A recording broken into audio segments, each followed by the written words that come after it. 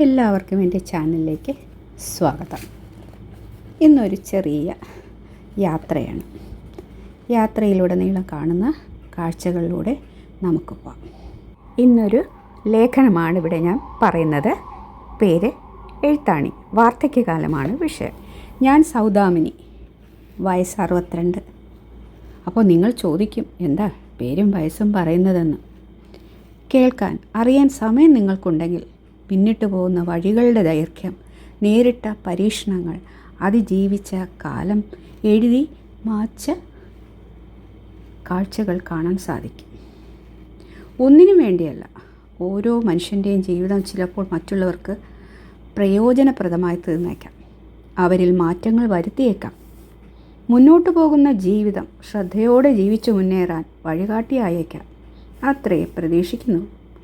ഉള്ളിൽ സ്വയം മുരുകി അലിഞ്ഞു തീരുമ്പോഴും പ്രതീക്ഷ കൈവിടാതെ മുന്നോട്ട് സധൈര്യം കടന്നുപോകുന്ന വഴികൾ തിരിഞ്ഞു നോക്കാനുള്ള സമയമാകുമ്പോഴേക്കും ജീവിതത്തിൻ്റെ കണക്ക് പുസ്തകത്തിൽ എഴുതി മായ്ക്കാൻ താളുകളില്ലാതാകും.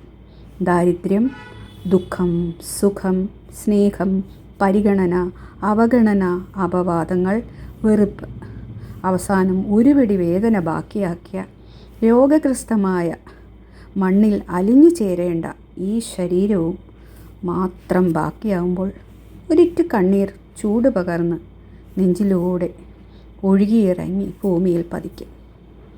അതറിയുന്ന, നെടുവേർപ്പെടുന്ന 1000 പേർ ആയുസ് മാത്രം ബാക്കിയായിരിക്കുന്നുണ്ടാകും. മജ്ജയും മാംസവും തിളയ്ക്കുന്ന രക്തവുമുള്ള നാൾ ഒന്നിനെക്കുറിച്ചും ആരും ഓർമ്മിക്കില്ല. വിട്ടുകൊടുക്കാൻ തയ്യാറാകാതെ എന്തും വെട്ടിവീഴ്ത്തി കുതിക്കുമ്പോൾ സമയമാകുന്ന രഥത്തിൻ്റെ ചക്രം ഭൂമിയിൽ ആഴ്ന്നു പോയിരിക്കും. കരച്ചിൽ കൂട്ടി മുറവിളിയിട്ടിട്ട് ഫലമില്ല. കാലം മായ്ച്ചെഴുതുന്ന കണക്കുകൂട്ടലിൽ അവരെല്ലാം തകർന്നു തരിപ്പണമാകും. ഒടുവിൽ ബാക്കിയായി നിൽക്കുന്ന ശ്വാസച്ചൂടിൽ മാറിടം വെന്തുവെണ്ണീരാകാം. ചെയ്ത പാപങ്ങൾ ഭൂമിയിൽ അനുഭവിച്ചു തീർത്തിട്ടേ പ്രാണൻ ശരീരത്തിൽ നിന്നും വിട്ടുപോകൂ. ആർക്കു വേണ്ടിയും സമയം ഒന്നിനും കാത്തു നിൽക്കില്ല. സ്വയം അറിഞ്ഞ്, തെറ്റുകൾ തിരിച്ചറിഞ്ഞ് തെറ്റുതിരുത്താൻ തയ്യാറാകണം. പശ്ചാത്താപവും പ്രായശ്ചിത്തവും ഉണ്ടാകണം. അറിവ് ദുർവിനിയോഗം ചെയ്യരുത്. ശരിയായ അറിവ് ജീവിതത്തിൽ മുന്നേറാനുള്ള ശക്തി പകരും. ആരോടും ഒന്നിനും പകവയ്ക്കരുത്. സ്വാർത്ഥലോഭത്തിനായി ആരെയും ബലിയാക്കരുത്. കടമകൾ ശരിയാവണ്ണം ചെയ്തു തീർക്കണം. ആലസ്യം കൂടാതെ കാര്യങ്ങൾ ഗ്രഹിക്കാൻ കഴിയണം. അന്യൻ്റെ മുതലിനെ ആഗ്രഹിക്കാനും തട്ടിയെടുക്കാനും ശ്രമിക്കരുത്. എല്ലാ പ്രാണനെയും നിയന്ത്രിക്കുന്ന നിയന്താവുണ്ട് എന്നുറച്ച വിശ്വാസം വേണം. ആരെയും പുച്ഛിച്ച് തള്ളരുത്. ആ പരംജ്യോതിസിനെ സദാ മനസ്സിൽ സൂക്ഷിക്കുക. ജാതിയും മതവും വർണ്ണവും എല്ലാം മനുഷ്യർക്കിടയിലാണ്. മറ്റു ജീവജാലങ്ങൾക്കതില്ല. അവയുടെ ധർമ്മം മാത്രം ചെയ്ത് ജീവിക്കുന്നവയാണ്. മനുഷ്യന് ഈ തിരിച്ചറിവില്ലാത്തതിനാലാണ് എല്ലാ പ്രശ്നങ്ങളും ഉണ്ടായി മറ്റുള്ളവയെ കൂടി നശിപ്പിക്കാനുള്ള ത്വര ഉണ്ടാകുന്നത്. ചിന്തകളുടെ ലോകത്ത് അങ്ങനെ വഴികളിലൂടെ കടന്നു പോയിക്കൊണ്ടിരുന്നു. പലപ്പോഴും കർത്തവ്യങ്ങൾ അനുഷ്ഠിക്കാൻ സമയമില്ല എന്ന് പറഞ്ഞ് നടക്കുന്നവരുണ്ട്. ഒടുവിൽ അവരുടെ സമയമാകുമ്പോൾ ഒരാൾ പോലും തിരിഞ്ഞു നോക്കാനുണ്ടാകില്ല.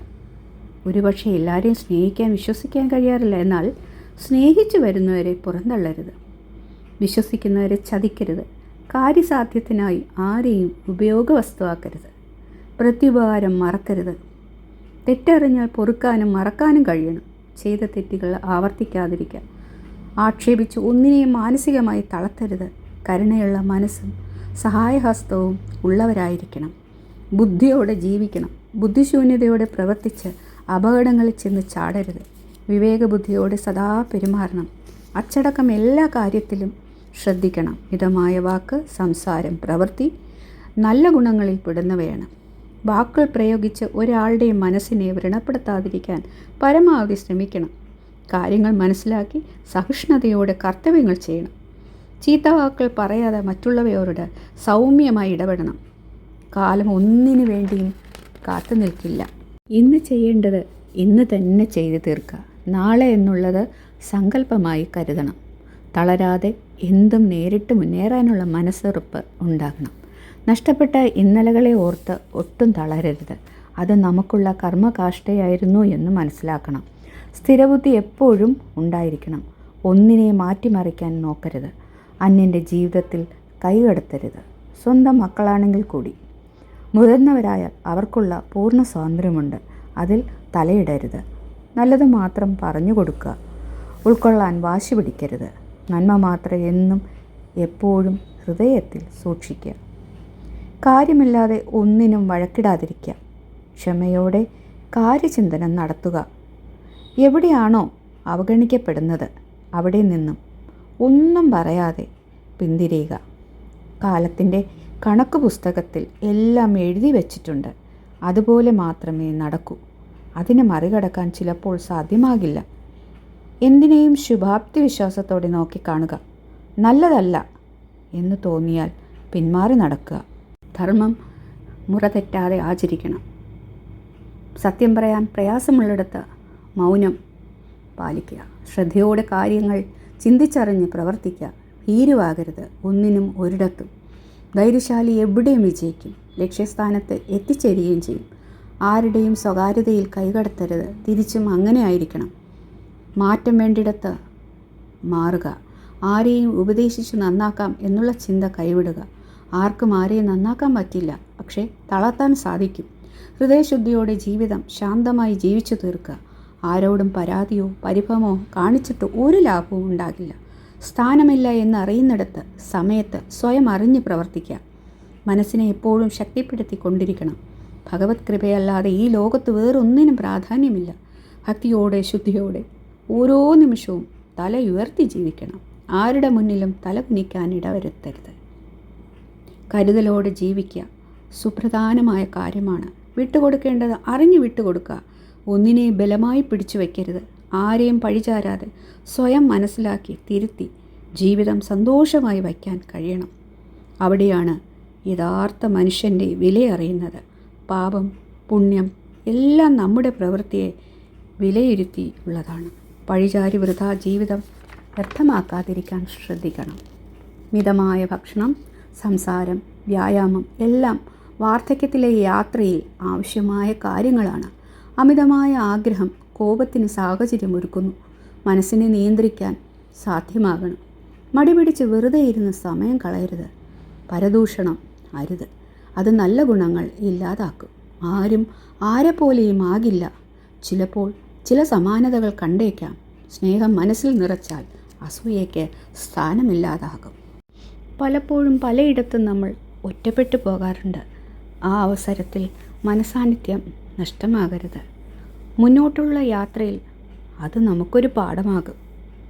ഏകാന്തത ഒരു വിധത്തിൽ മനസ്സിൽ ആശ്വാസം പകരാറുണ്ട്. ഒറ്റയ്ക്കുള്ള യാത്രകൾ ഓരോ അനുഭവങ്ങളാണ്. ജീവിതത്തിൽ മാറ്റങ്ങൾ അതിലൂടെ സംഭവിക്കാറുമുണ്ട്.